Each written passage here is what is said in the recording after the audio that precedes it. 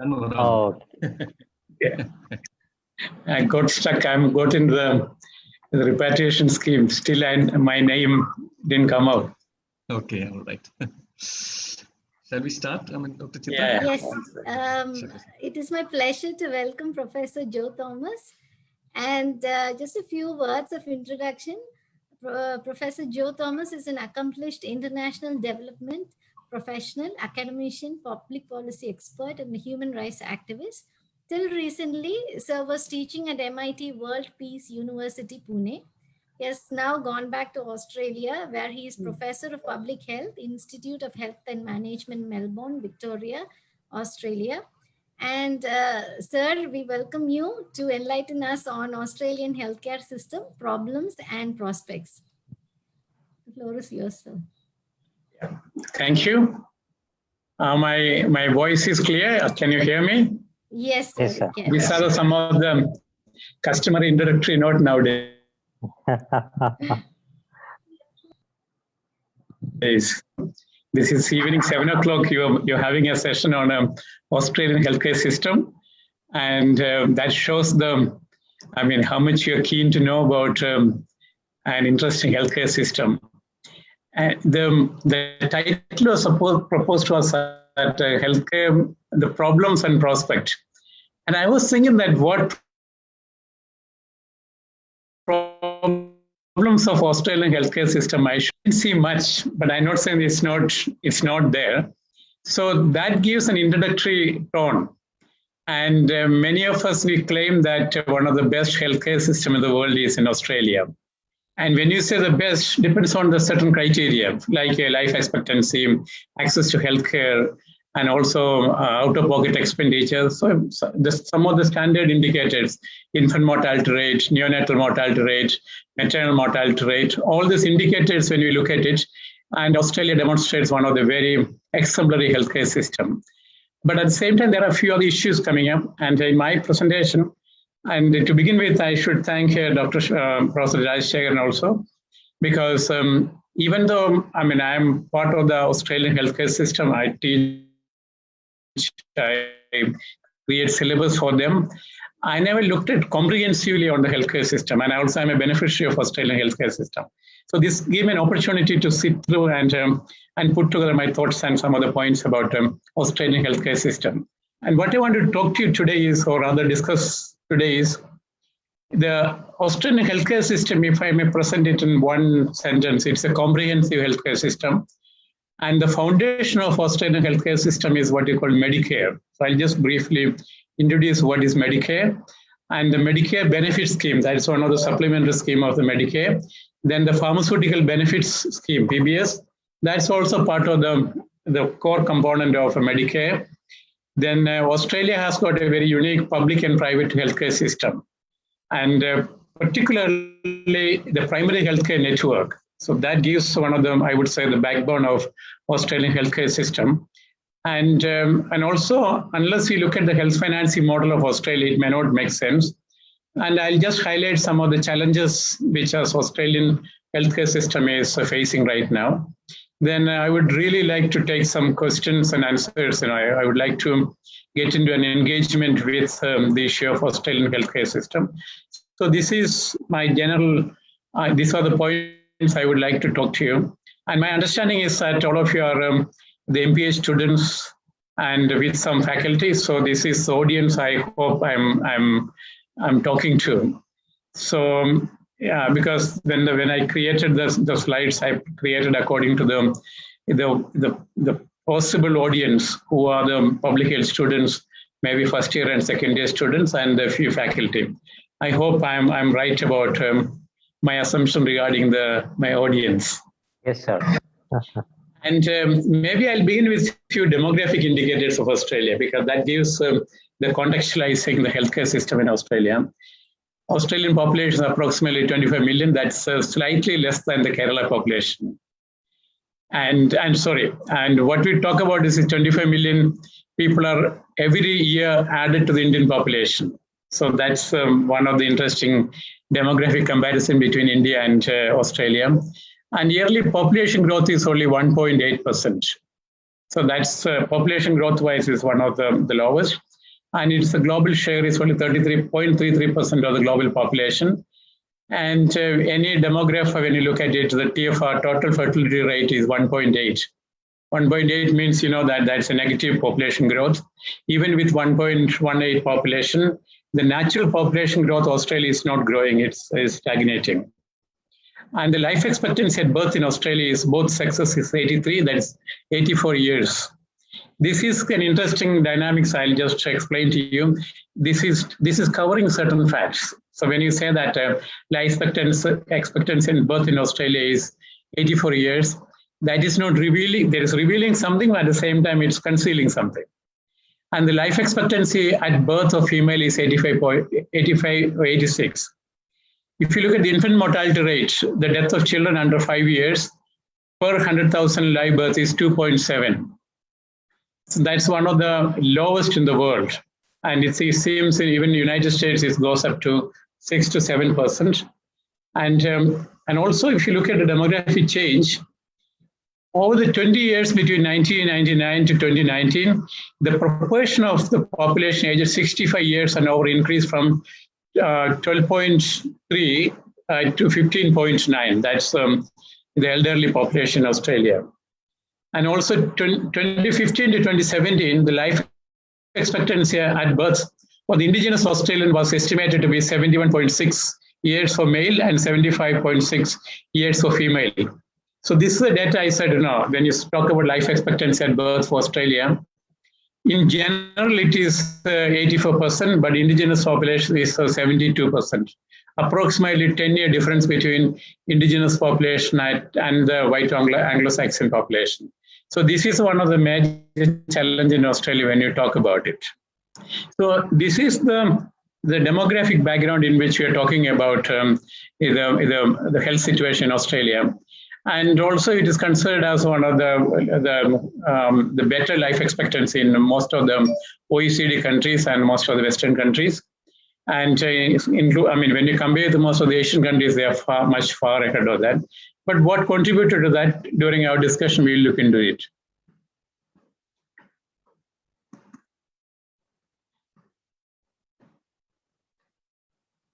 And as I mentioned, Australia's health system is considered as one of the best in the world, providing safe and affordable healthcare for all Australians. And affordable healthcare for Australians, that's one of the unique aspects of Australian healthcare system. But when you look at it, this jointly done by the Australian federal government, state government, territory government, and the local government. This is, if you compare with in India, the national federal government, state government, the panchayats, and the local government. So this is a combination of different players. But all these players are very uniquely aligned with each other, and there are the mechanism for this alignment is also an important part of the Australian health policy. And also when you look at the healthcare system, Australia has a very comprehensive healthcare system, and that's also one of the most advanced globally, offering a range of services. And in like many other countries, if you need a specialized care, you have to go to private care, you have to pay out of pocket. But in Australia, that is not the case. You get long-term care, specialist care, or ordinary hospital care. All can be you can access from the government-sponsored public hospital. One of the best hospitals in the world is in the government sector in Australia. If you look at the best pediatric hospital in the world is Australian Melbourne Pediatric Hospital. It's a government hospital. Alfred Hospital is one of the best hospitals in the world. That's a government hospital. That's very unique in Australian context. In many other countries, the best hospitals are in the private sector. And when you try to understand the healthcare system, you have to understand the Medicare. The Medicare is the system or the program that is the foundation of Australian healthcare system. The Medicare means that is the demonstrated symbol of Medicare is all the Australians or the PR, permanent residents, they'll get a card, a green card, and there's a number, the name of the person, and name of the people who are beneficiaries of that. With this card, you can access almost all the healthcare services in Australia. But with certain caveats, I'll come to that. And most of these are free. But at the same time, Australia is also actively promoting a private health insurance. And that gives, this doesn't mean that there are no private hospitals in Australia. Some of the good hospitals also in Australia are private hospitals in very specialized areas like reproductive health issues, research in the area of embryo, the artificial, maybe let me put it in a different. The Australian government is supporting reproductive health by even for insemination through publicly supported financial care. Not, that service normally in many other countries is privately financed. Just to give an example about to what extent it goes. And it's also covered under Medicare. And Medicare is Australia's universal healthcare system since 1984. It's one of the long-running healthcare system. And also Australian Medicare is available for all the Australian citizens, all the New Zealand citizens, permanent residents in Australia, and the people from other countries with the reciprocal agreements. For example, UK, some of the European Union countries, Japan, Korea. So you have reciprocal arrangement with those countries for the medical care. And when you try to understand Medicare, it has got three major parts. One is medical services, supporting other public hospitals, means government hospital, then ensuring access to medicine. So these are the three major components of the Medicare. And also there are supplementary sub-programs within the Medicare. The Medicare benefit scheme, that is a list of all the health services that the government subsidizes. All the healthcare services are listed with a number. You name it, even just a bandage to a open heart surgery. All these are under the Medicare benefit schedule. There's a list, and the cost is, it's already centrally decided what is the cost of each one. And if you do that in the private care, you can access your care in the private also, all these services. But in most part of this, almost 70% of them, the services you acquire from the private sector is subsidized by the government. So you have to pay only about 30% even if you go to the private sector. And also there is a constant updating of the Medicare. There's a team updating the list of the Medicare benefit scheme. So the list is always, you update it, and the changes and the cost is updated accordingly. And also this medical benefit scheme has a safety net. Suppose your out-of-pocket expenditure, your cumulative expenditure in a year goes beyond certain threshold, you have a facility of dip into the government system for subsidizing, get additional subsidy for the Medicare safety net. That quite often, sometimes it's a large family and 2 or 3 children subsequently simultaneously fall ill, and you may be forced to go to the private hospital, then it's subsidized by the government. So the unreasonable out-of-pocket expenditure is reduced by the Medicare benefit safety net. And also, and in certain year you may have to pay more, and certain year you may not spend on healthcare. But that time also you can approach the Medicare benefit scheme to get subsidies for your healthcare expenditure. And also the pharmaceutical benefit scheme, that's slightly another department, another team. And it helps it makes the medicines cheaper. And without a pharmaceutical benefit scheme, the medicine in Australia would have been more expensive. And the pharmaceutical benefit scheme, they list brand name, generic, biological, and biosimilar medicines. And they list all that. And there are about 5,200 products under this pharmaceutical benefit scheme. And what happens is that the government fixes the rate for this cost of the medicine. And now, in our context, the pharmaceutical company decide what is the cost of a medicine. But in Australia, Australian government decide what is the cost of a medicine, how much they can charge the patient. And quite often, government buy this medicine bulk. So they have better negotiating skill, and this bulk procured medicines are distributed to the public healthcare system. And even if you buy your medicine from a pharmacy, even that is subsidized centrally. So the health financing, one of the major scheme is the pharmaceutical benefit scheme. And the major part is that government is determining what is the optimal cost of a medicine. If suppose one company come to Australia, they want to sell it, and they propose a rate, and the government will they accept it, or they revise the cost and they'll ask for the substantiating to how they legitimately ask for that particular cost, even when their profit is ensured. But still they negotiate it, they bring it down. So the Australian pharmaceutical benefit scheme it regulates the medicine cost not only in Australia, it has got benefit in OECD countries and many other countries as well, because when Australia set the price of a medicine, that's quite often other countries keep an eye on this. And they, in the bargaining team, they can say this is what Australia pays. So this is the nuances of the cost of procurement of medicine. And also all these products are, the safety is ensured by pharmaceutical benefit scheme.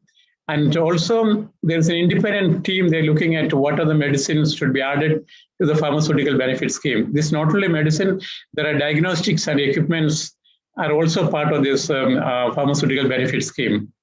And also, like other schemes, this pharmaceutical benefit schemes also got a safety net. If your expenditure is going beyond certain threshold, you can approach the pharmaceutical benefit scheme to get your the financial support for your medical care. And also when the other, what I mentioned earlier, the primary healthcare network, that's one of the key components of the pharmaceutical benefit scheme. These are organizations that coordinate health service in the local level.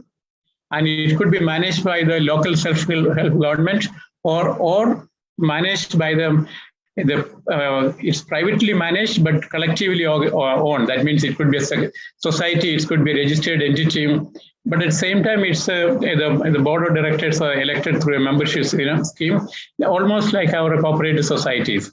In Australia, there are 31 public health networks providing different services. And they provide extra services like after-hour services, mental health services, health promotion activities. And you remember that you are a master's in public health students. Most of the public health programs are mostly through primary healthcare networks.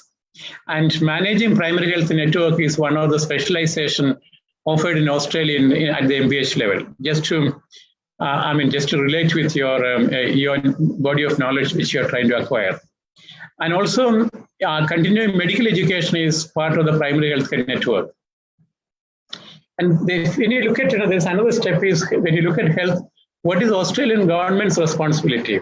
What you remember is that healthcare is delivered through Australian federal government, state government, territory government, and also the local self-help government. So these are the way, but each one's roles and responsibilities very clearly listed down. Like similar to the Indian context, we have federal government, state government, then we have concurrent list and state list, national list. Similarly, and healthcare in Australia is very clearly defined between federal and state government. And this is not a comprehensive list. I listed some of the services offered by the federal government. Of course, the Medicare benefit scheme is by the central government. Pharmaceutical benefit scheme. Monitoring the quality of the primary health care is by the federal government. And the subsidizing aged care services like aged home, resident home, this is subsidized by the central government. And the data and statistics is central government responsibility. And funding the veterans, what you call the retired from the military army, and the ex-servicemen's support program, their health program, and maintaining the number of doctors in Australia through the common fund. The number of doctors in Australian medical colleges is controlled and regulated by the federal government. Then the bulk procurement of vaccine for the national immunization program, that's federal government. In Indian context, still there is a controversy whether it's central government or state government, just to highlight some of the issues. And also regulating the medicine and medical devices through therapeutic goods and administration.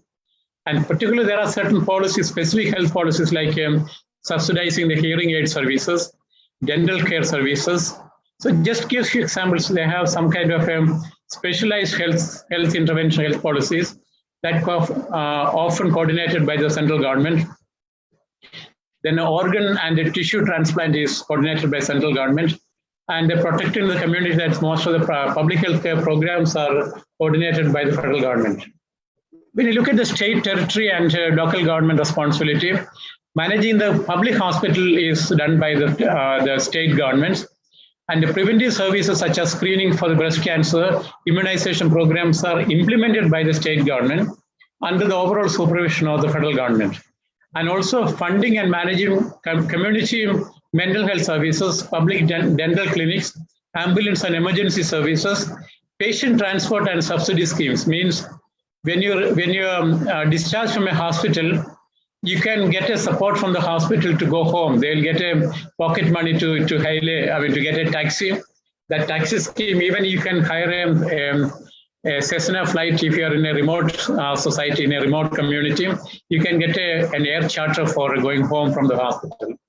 And also the state government look at the food safety and food safety handling, food handling regulation, including the alcohol handling, and also regulating, inspecting, licensing, and monitoring health premises. The premise control, that regulation is also by the state government. And also, like our concurrent scheme, they have shared responsibilities.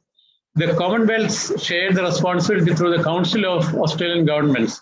So they decide, and the budget allocation also according to them, from the central pool of the budget, the Council of Australian Government, that is the territory state governments, they decide the quality, and also they decide some of the services and what is the level of funding for the hospital services. And also they are responsible collectively for the pre-cancer screening program, National Bowel Cancer Screening Program. There are a few programs like this, and registering and accrediting the health professionals, that is done at the state level. And also funding palliative care is by the state government. National health emergencies is run by the shared responsibilities. And when you look at the local self-government, like our panchayats, they play the major role. That's one of the difference in the Indian context. Indian panchayats play very limited peripheral role in primary health care. So this is one, if you compare with Australia, the local self-help government plays a very significant role in ensuring the quality and also ensuring access to services. And also, when you look at Australian healthcare system and the financing of the healthcare, means who is paying for the healthcare? That's an important question. And also, depending on how we use the healthcare system, funding comes from the government as well as from the health insurance, and sometimes your own pocket. So that out-of-pocket expenditure is, quite often, it's very minimal. And as I mentioned earlier, Medicare is a foundation of Australian healthcare system. Medicare is a government scheme to give the public access to healthcare, paid through the taxes, it covered through the taxes, and treatment as a public patient in a public hospital, that is done by the Medicare. And also in Australia, there is a name for this public financed Medicare support that's called bulk billing. Means the doctors will treat the patient, at the end of the day, they send the bill to the government based on the government registered level of funding. But also you can go to a private doctor, and some doctors, they will take only the government prescribed rate, but they are allowed to charge as about 40% more than the government rate. But that difference you pay from out of your pocket. And almost 70% of the payment is government will it reimburse it, or it will come to your account, or the government will get directly. And but at the same time, this difference you pay from your pocket. And this is what is done by the private insurance companies. They cover this, or your employer cover. Many of the employment, your contract, your insurance is also covering the private insurance. And also when you look at the public system, means government system, and that also include many components. In the public hospital, community-based services, affiliated health organization owned by the government and by the state and territory government.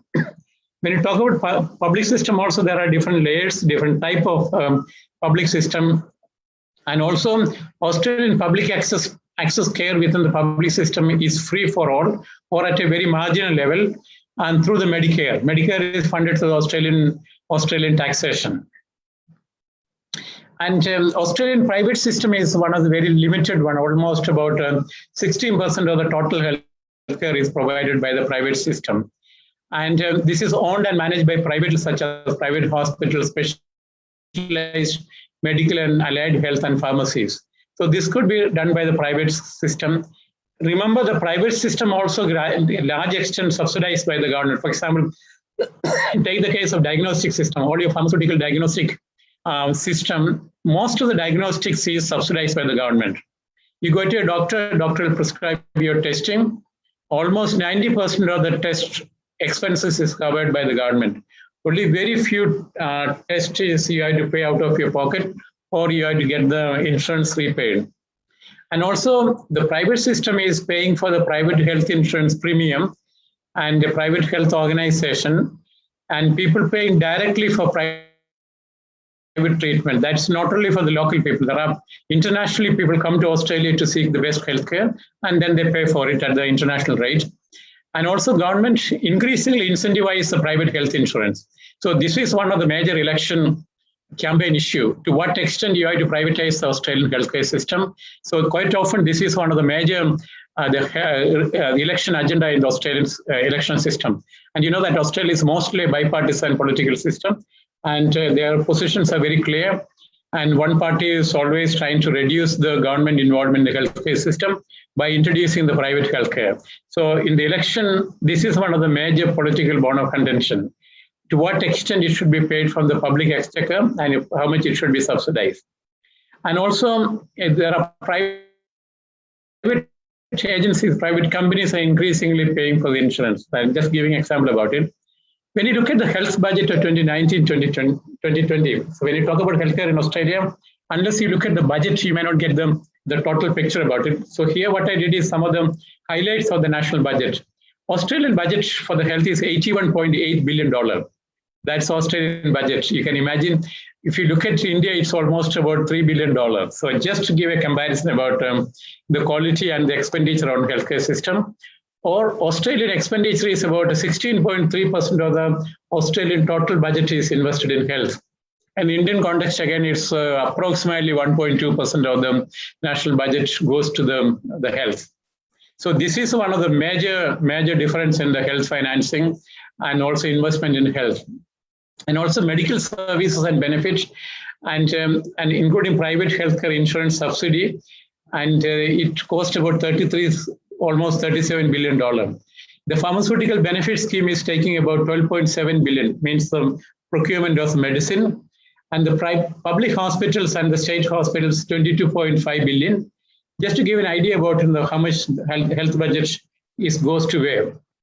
Hospital services, mainly payment of state and territory and veteran services, is $1.3 billion. And the health services, actually, all the public health services are listed under health services. Australian public health professionals, when you look at their job opportunities, that mostly comes from this one. That is almost $7.4 billion per annum. That is almost 9% of the budget for health allocation. And also when you look at health in overall, almost about 2% of the budget increase happened every year. And so this is to understand in a situation from a public health perspective. Public health, I'm talking about mainstream public health, MPH students, MPH candidates, they mostly end up in health service. This sector, that's where the MPH, the absorption of MPH candidates are taking place. And the general administration is almost 3.2 billion. And the indigenous population, that's Aboriginal and Torres Island health, that is only 962 million. So just give an example of who is getting what. When you look at the health system challenges, Australia, like many other societies, is an aging population and increasing demand on the health services. That's one of the major challenges. And also Australian chronic diseases, non-communicable diseases increasing. Communicable disease, except the COVID, most of the communicable disease under control. Even COVID, you know that the death rate in Australia is very minimal, kept it very low. And also you have to remember Australia is at the leading cutting edge at the medical research and health innovation. And the cost of medical research is increasing. And if you look at the budget allocation, almost 5 billion is going to Australia promoting medical research and health innovation. So that's what they invest in R&D, research and development investment. And also Australian government's the effort towards the best use of emerging health technologies. Australia is one of the major adopter of the health innovation and innovative technology. They have the health diagnostic equipment. There is a separate department is looking at the quality assurance and also registration of it. And Australia is also very keen on very top in the better use of the health data. And some of you know that Australia, they don't do this routine census anymore. And most of the countries, they do census every 10th year. Even India, we do it every 10th year. But Australia, they, from the last year onwards, 2020 onwards, they decided not to go for the census data because they have almost all the data is in their hand. And out of that, most important data is the health data of all the Australians. So the data management is one of the major challenges in Australia. The changes in the equipments, the changes in the diagnostic, the criteria. So these are some of the issues. How do you monitor? How do you standardize the health data? And at the same time, Australia is increasingly experiencing the health inequity, the rising the cost of the health system, and being able to respond to the new health issues, inequity in access to health services, and the hospital waiting time. So these are some of the expression of inequity. And I just mentioned that indigenous populations' life expectancy and the mainstream Australians' life expectancy is almost 10 years of difference. It was about 20 years, and recently it was reduced to 10 years. This is one of the most important demonstration of the health inequity in Australia, that even they didn't manage to deal with the health inequity appropriately. And also, health is increasingly understood in Australia as a security issue. An Australian government has got a health security research program as part of the Australian government's official program. And they even have an ambassador for the Australian health security and reproductive health services. Australia, you can broadly say that Australia has an ambassador for health. And to engage in a better way with the international trade relations and its implication on health. And also Australia's support for other countries, particularly in Pacific countries, is the broader context of security. And this is becoming very relevant in the context of the COVID pandemic. Australian government support for the Pacific Islands, the vaccine support is broadly legitimized and supported as a health security issue. The concept of health security is very prominently discussed and debated in the Australian public health context, unlike very many other countries. And we know that the US government actually, if you look at comparingly, Australian government recently, just a few days ago, they even passed a bill for the health security, which I've been told that Australian government is also actively looking at creating a health security bill, a legal framework. But already they have it in the foreign policy perspective, it is already there. So Australian government is also facing some of the challenges about how to become relevant in the emerging context, like health security, increasing cost, increasing research, how to utilize research for the betterment, the quality of life and the well-being of the people, and how to reduce inequity, particularly for certain population group. So these are some of the health challenges. Thank you very much. And I'll be happy to take a few questions. And what I did today is just give a very overview about some of the issues and a brief introduction to the Australian healthcare system. And I didn't get into the specific details of the public health intervention, public health programs, and also what are the other specific challenges in terms of disease-specific challenges. I didn't elaborate on that. This is basically a very brief introduction. And if you have any questions, I'll be happy to take it. Thank you. And I'll be happy to share the slides. Thank you. Can you, there are some questions posted on the... Sure, I'm just looking at it. Yeah, right. Yeah.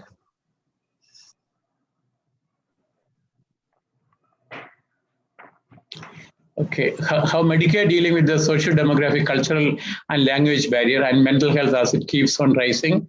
Current pandemic situation, that's question number one. And the Medicare dealing is that's one of the policy issue of Australian healthcare system, because as a policy, they keep on adapting and modifying their health financing.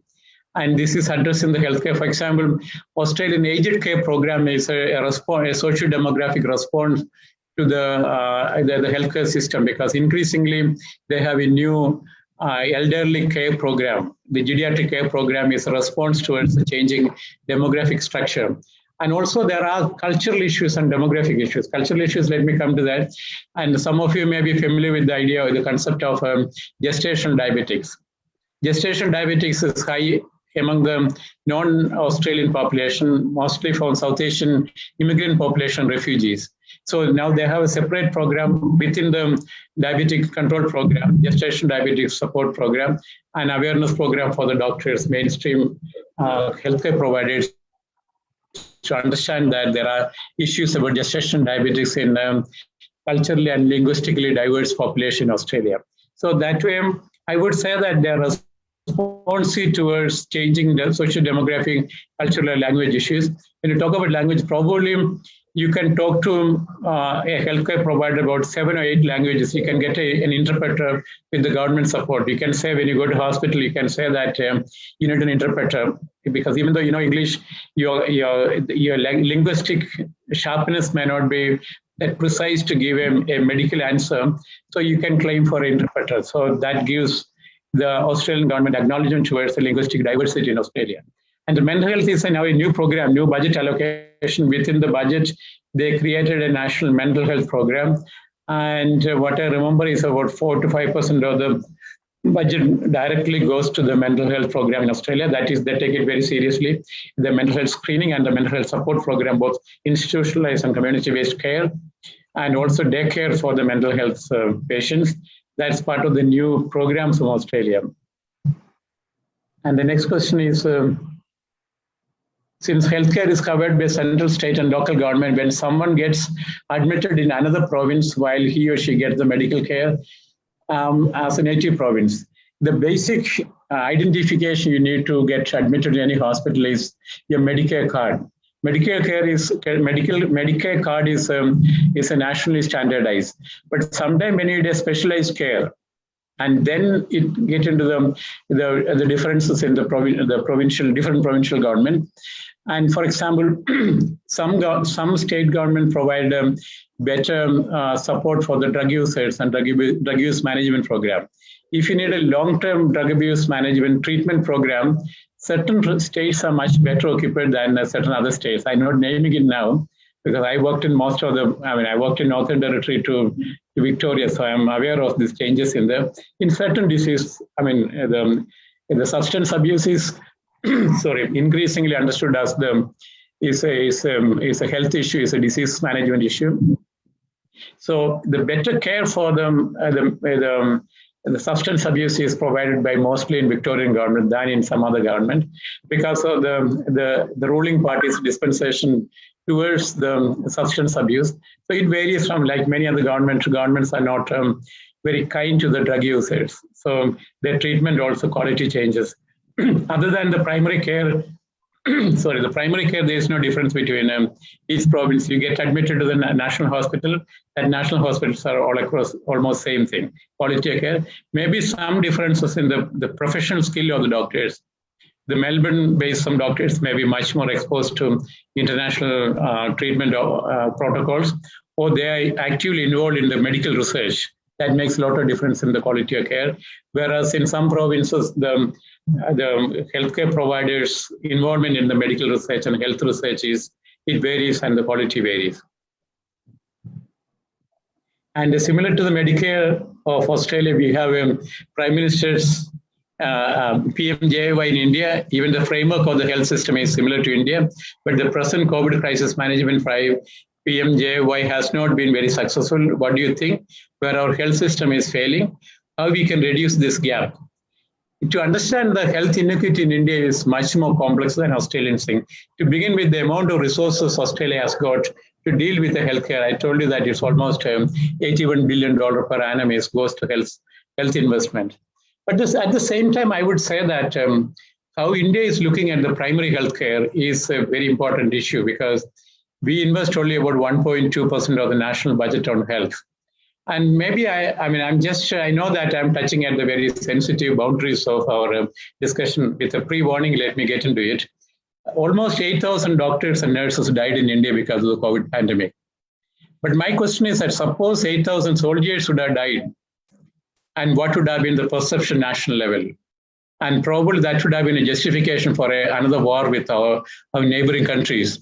But 8,000 doctors and nurses, they are committed to save lives. They took an oath saying that we'll protect lives, whereas soldiers, they take an oath, they say we'll kill for the national security.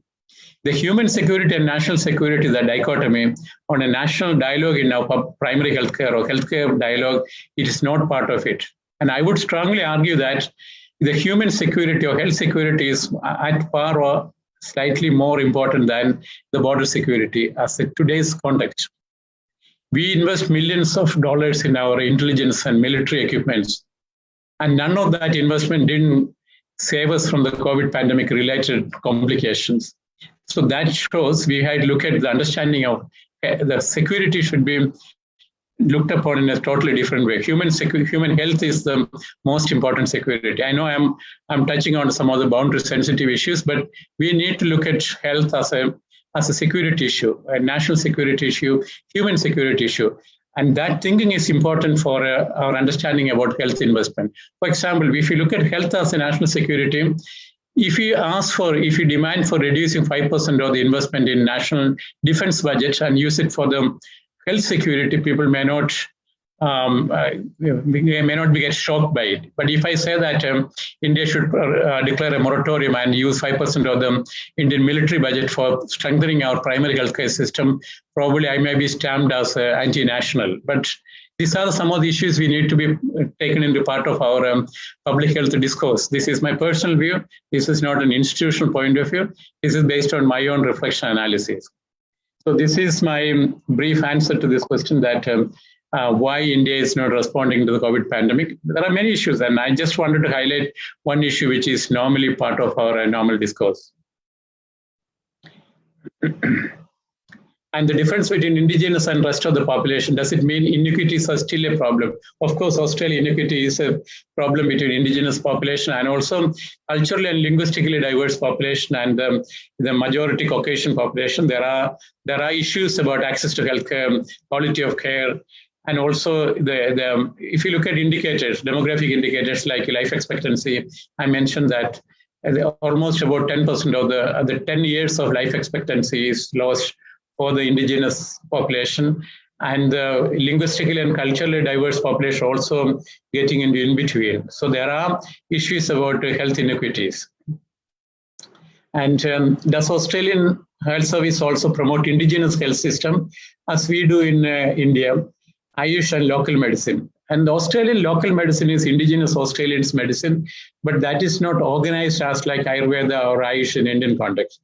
And you remember that Australian indigenous population is accepted as a citizen only in 1975. Till 75, they were treated under the Australian flora and fauna laws because they are treated like one of the plants or a shrub in the Australian context. They were not treated like human beings till 75. They didn't have the voting power. They were not treated as a citizen. So this is what you remember. During the Australian indigenous population, they have their own treatment system. But when you talk about Australian indigenous system, you have to remember there are almost 250 subsects in Australia, subsect of indigenous languages. So Australian indigenous culture is not a uniform monolithic entity. Their treatment option, because it's a part of a cultural tradition, it also varies.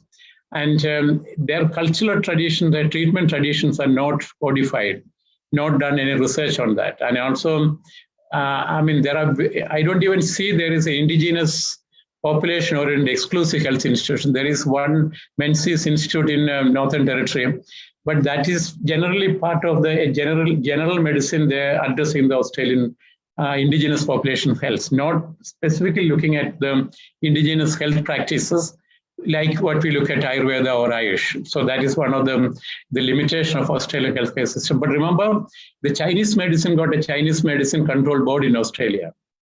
But this Ayurveda, there is no Ayurveda control board in Australia. Only the Chinese medicine got a separate regulatory authorities.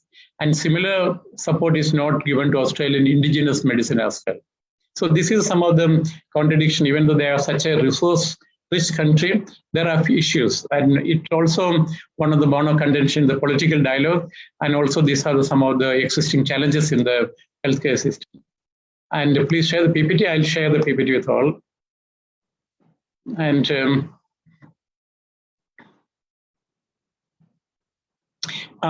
thank you for the detailed introduction. Could you please explain the challenges and adaptation of the Australian health system during the COVID-19 pandemic? Australian government response is, if you look at carefully, one of the very high-handed response. Even the Australian citizens are not allowed to go back to Australia. I don't think any other country can get away with it, not allowing their own citizen not to go back to their own country. But that's one of the major, the contradiction of Australian response to COVID pandemic. They did a complete lockdown, including their own citizen. That's one part of it. Second, For some reason, Australian intake of vaccination is not that high like many other countries. Australia was slightly slow in absorbing the vaccination campaign, even though now they are opened up. But the initial acceptance of vaccination for some reason didn't catch up with it. And the third is that the Australian COVID response is mostly geared towards quarantining, very strong quarantine. Even now they quarantine people for 14 days. And even if you have a vaccination, that doesn't matter for quarantine. Then there are interstate transportation is complete. There are strict restrictions about it. And in nutshell, Australian response to COVID pandemic is very high-handed, not necessarily respecting the right to health and not respecting in the spirit of the human rights. So this is one of my personal criticism about the way COVID pandemic is emerging. But what you have to remember is that in whichever way it is, they managed to bring down the number of cases, number of death cases is very minimal. So that's one of the plus point of it. But the cost, economic cost and social cost is phenomenal. Is workforce shortage is the challenges in the system. That's one of the major challenges in Australia, is the human resource for the healthcare workers. And I would say in some of the Australian national hospitals, take the case of Darwin, I would say 80% of the nurses are Indian nurses. And I would even say that out of 80%, probably 70% are coming from Kerala. So if you look at cumulatively, maybe Kerala, the government should take a look at it and know what's the contribution of Kerala health. Kerala human resource for the Australian healthcare. It's not only for Australia, the international human resource contribution from Kerala. And maybe they should have a separate, within the ministry, they should separate department to look at the well-being of the Indian human resources in the healthcare, and particularly in the nurses. And also I remember that Australia got the practice in nurses scheme. As a nurse, you can practice like a primary healthcare worker. But that training is not coming from India. You have to get that training once you go to Australia. So I'm just using this opportunity, the need for looking at the Indian medical as well as the nursing workforce, the training methods in Indian context, even the public health, MPH in Kerala, if you're a non-medical person, you cannot get admission for MPH, you know that. And nowhere in the world such system exists. MPH is there is no restriction between a medically qualified person and non-medically qualified. So that Kerala, for some strange reason, you admit only medically qualified person for the MPH program. So these are the summaries when I randomly suggested some comparison since you mentioned about the workforce shortage. And these are some of the general observation about it. And please share my email ID. I'll just do that. Okay. Thank you. And who formulate health policies, like central government in India? The health policies in Australia is mostly by the central government, central health minister. But at the same time, there are nuances in like our state government. There are differences in the policy making. See, for example, COVID vaccination policy is central policy, whereas your quarantine is mostly by provincial government. There are variations about the quality, the monitoring, the duration, all that central government sometimes play, and state government plays a critical role. And also they provide the quarantine facilities. But central government plays a very active role in the active research in the area of COVID response. If you look at the policy response, and also policies related to the diagnostic equipments all come from the central government, not from the provincial government.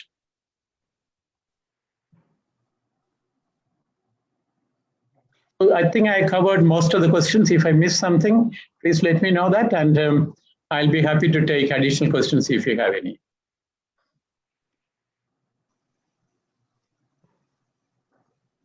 Any other questions, please? I don't know whether it's recorded. If you're recording it, I would like to get a copy of it. Sir, it's live on Facebook, so it will be available in our great. Okay. Page. Great. It's your institute Facebook? Yes, sir. Great, thank you. Cashier, sir, you have any questions? So thank you for inviting me. It was a great session, I think, because it's an important area for MPH syllabus also. It's given there, different health systems in the world. So maybe compared to National Health Service in UK? I mean, how does it fare? I mean, see, Australian health system is a mini version of NHS. I mean, UK healthcare system, and I would say that the Australian system is a clone of UK system. But in my basic analysis, that Australian investment is much more in healthcare system than in UK. So this is one part of it. Second part, UK healthcare system is almost about 80% is run by non-UK born healthcare providers. So this is the second part of it. And the third, Australia, I mean, UK got much more precise research foundation. Even though Australia has got a very world-class research system, the history of research input and research data for policy making is, I would say that it is not at par with the UK. And the third in UK is that there are many international agencies are involved in health system, like NGOs are involved in the health research. In Australia, the health research is mostly confined to Melbourne in the Victoria state, not in other states. So the research input for the policy making is much more rigorous in UK than in Australia. This is my personal observation. And the third thing is that proactive research in looking at health, UK is much more ahead of Australia. It may be because of the small population group and the lack of research, human resource, and also lack of overall human resource for the healthcare in Australia. And for example, even though we send a significant part of the health workforce in Australia, and none of us are in the top level teaching research in Australia. So this is one of the very interesting observations which the people who are producing nurses and doctors and MBH graduates from India, just keep an eye on this. And are we faring at the national level, at the competitively at the leadership level, policy making? Very few are in the policy making.